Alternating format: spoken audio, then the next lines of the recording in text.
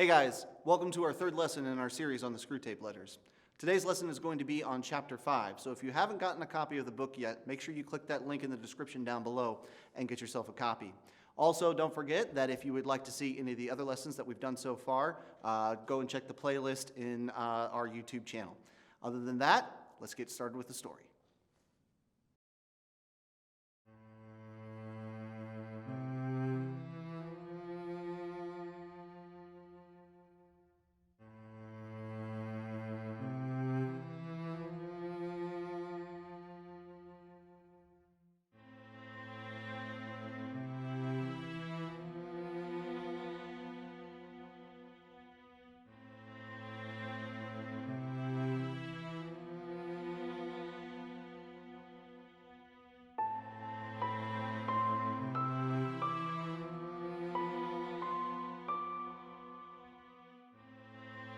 My dear Wormwood, it is a little bit disappointing to expect a detailed report on your work and to receive instead such a vague rhapsody as your last letter. You say you are delirious with joy because the European humans have started another of their wars. I see very well what has happened to you. You are not delirious, you are only drunk. Reading between the lines in your very unbalanced account of the patient's sleepless night, I can reconstruct your state of mind fairly accurately. For the first time in your career, you have tasted that wine which is the reward of all our labors, the anguish and bewilderment of a human soul, and it has gone to your head. I can hardly blame you. I do not expect old heads on young shoulders. Did the patient respond to some of your terror pictures of the future? Did you work in some good, self-pitying glances at the happy past? Some fine thrills in the pit of his stomach, were there? You played your violin prettily, didn't you? Well, it's all very natural. Do you remember, Wormwood, that duty comes before pleasure? If any present self-indulgence on your part leads to the ultimate loss of the prey, you will be left eternally thirsting for that draught of which you are now so much enjoying your first sip. If, on the other hand, by steady and cool-headed application here and now, you can finally secure his soul, he will then be yours forever. A brimful living chalice of despair and horror and astonishment, which you can raise to your lips as often as you please. So do not allow any temporary excitement to distract you from the real business of undermining faith and preventing the formation of virtues. Give me without fail in your next letter a full account of the patient's reactions to the war, so that we can consider whether you are likely to do more good by making him an extreme patriot or an ardent pacifist. There are all sorts of possibilities. In the meantime, I must warn you not to hope too much from a war. Of course, war is entertaining. The immediate fear and suffering of the humans is a legitimate and pleasing refreshment of our myriads of toiling workers. But what permanent good does it do us, unless we make use of it for bringing souls to our Father below? When I see the temporal suffering of humans who finally escape us, I feel as if I had been allowed to taste the first course of a rich banquet and then denied the rest.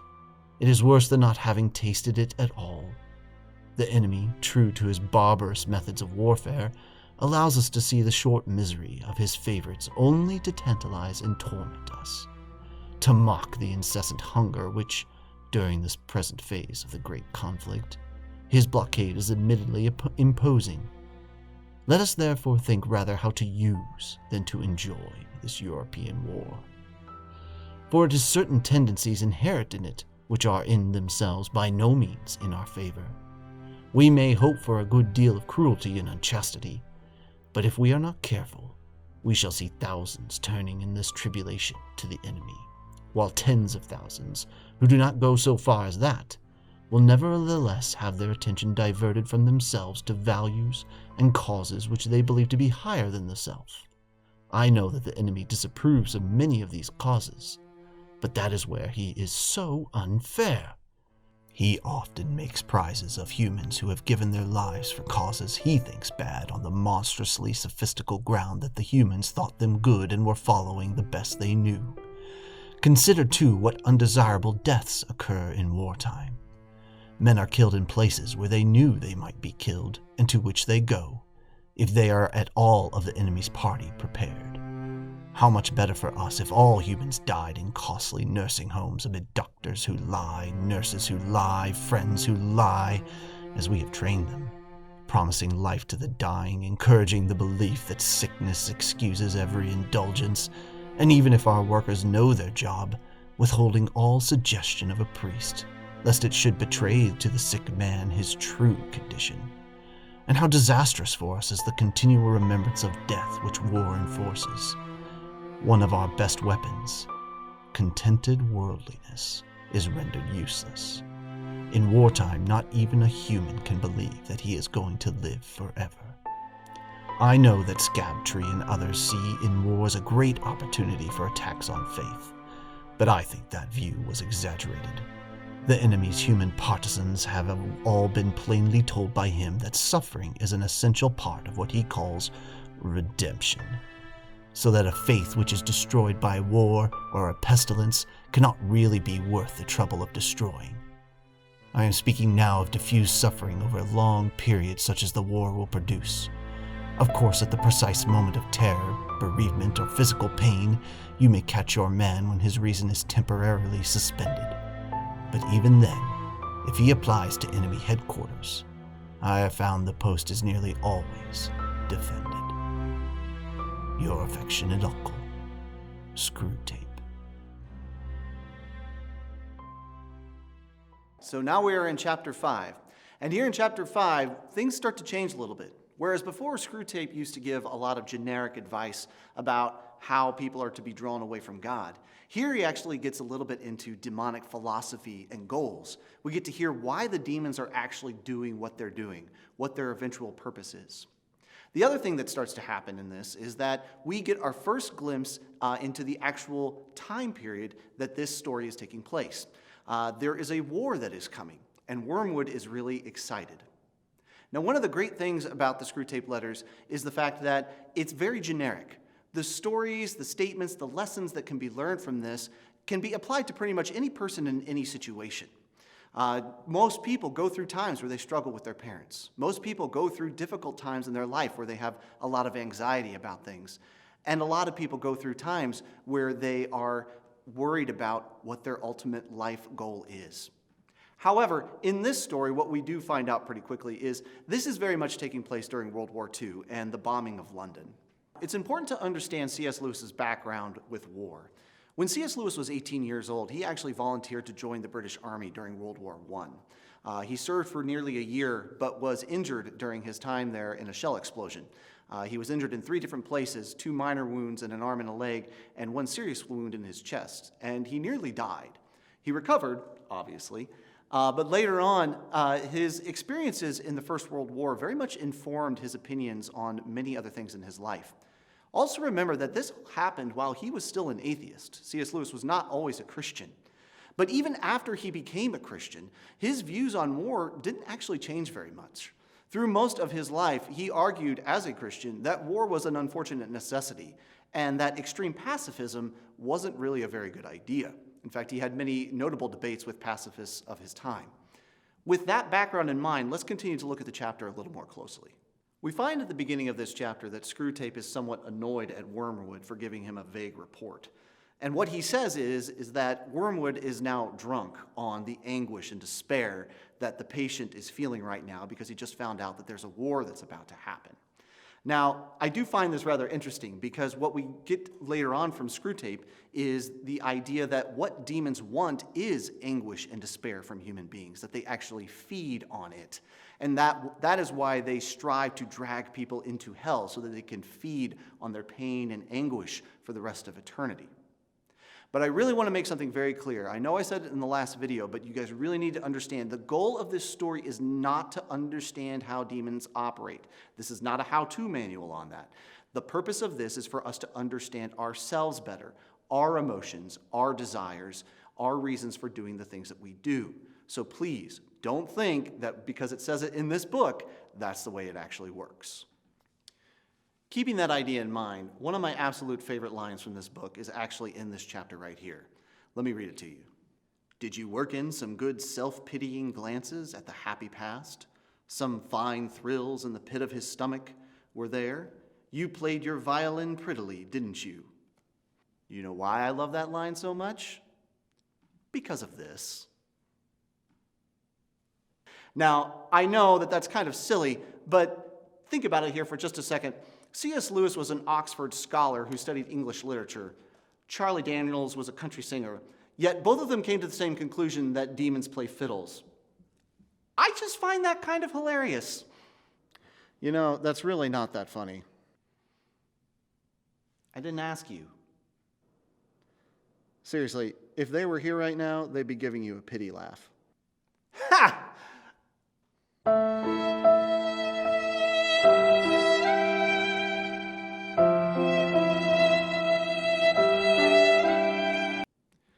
Moving on. From here, we see that Screwtape is encouraging Wormwood to not get so excited about the human despair, but to make sure that he gives a very detailed report about the patient, to make sure that he really understands what his motivations are. Because they need to decide if they want the patient to be an extreme patriot or an ardent pacifist.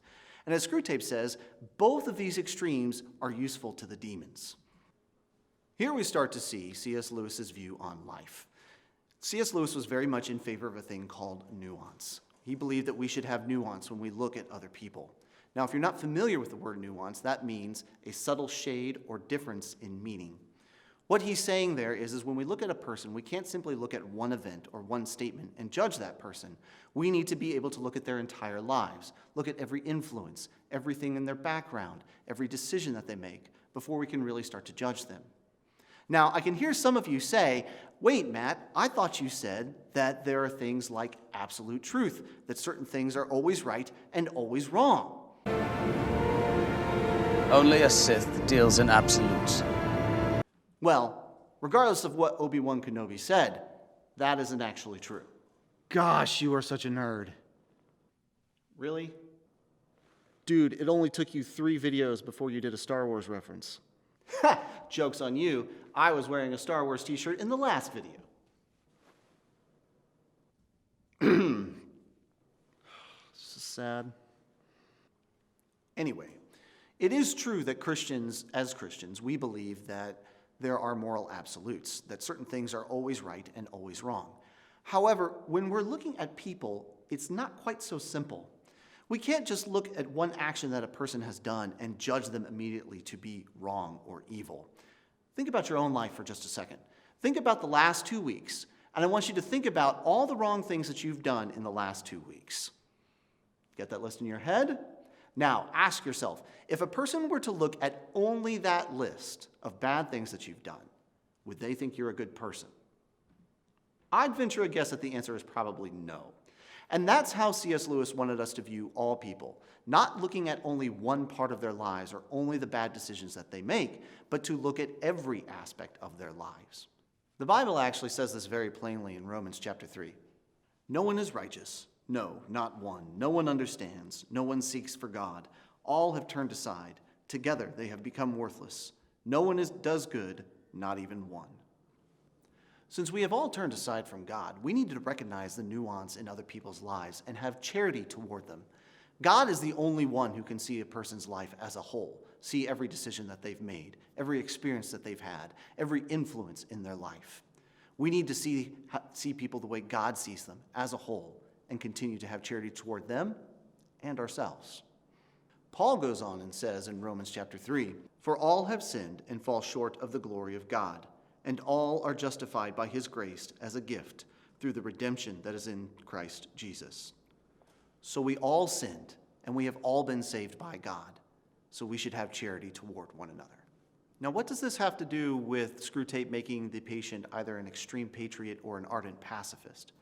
Well, when people take to extremes, they tend to lose charity toward people that aren't like them, or at least as they perceive them to be. This is very evident in our society today, where people are fired from their jobs or businesses are protested because of something that was said on Twitter years ago or an email that was sent a long time ago. When we take to extremes, we start to set up arbitrary rules of purity or standards of living that nobody can hold to, even ourselves. So for the demons to say, let's make him one extreme or the other, what happens is the patient is going to begin to become less and less loving toward other people, which being loving is something that God requires of all of us. In the book of Matthew, Jesus hits the Pharisees very specifically about this. The scribes and the Pharisees sit on Moses' seat, so do and observe whatever they tell you, but not the works they do. For they preach, but do not practice. They tie up heavy burdens, hard to bear, and lay them on people's shoulders, but they themselves are not willing to move them with their finger. The entire Pharisaical order was set up as a way to prevent people from falling away from God. So the Pharisees started making more and more rules in order to help people stay focused on God and always doing the right thing. They thought if they just had enough rules in people's lives that people wouldn't be able to fall away from God. But what ended up happening was that they simply judged people on whether or not they followed those rules. And they weren't even rules that were in the Bible. They were just rules that they made up. And so they lost charity toward their fellow man. They forgot that the main purpose of the rules of God was to point people to the love of God. Without the love of God, the rules are meaningless. There's so much more in this chapter that we could talk about today. But before we close, I'd like to focus on just one more thing. At the end of the chapter, Screwtape starts talking about how war is actually not that helpful to the demons. In fact, this is what he says. And how disastrous for us is the continual remembrance of death which war enforces. Our best weapons, contented worldliness, is rendered useless. In wartime, not even a human can believe that he is going to live forever. We're in kind of a difficult time right now. And there are a lot of things that are happening and things are changing so fast. And it seems like life as we knew it is gone, and it's never coming back. But let me explain something to you guys. It has always been that way. Our lives were never meant to be focused on this life alone. God has called us to something much better. Our hope is in heaven. Our souls are to be filled by God. What happens on this earth is very short compared to what is going to come. And whatever bad we might experience now is nothing compared to the joy that God is promising us in the future. Let's use this time as an opportunity to remember that our focus should always be on what God promises us and not the simple short-term pleasures of this life. Yeah, it's not easy. Yeah, I want it to go back to the way it was as soon as possible, just like everybody else.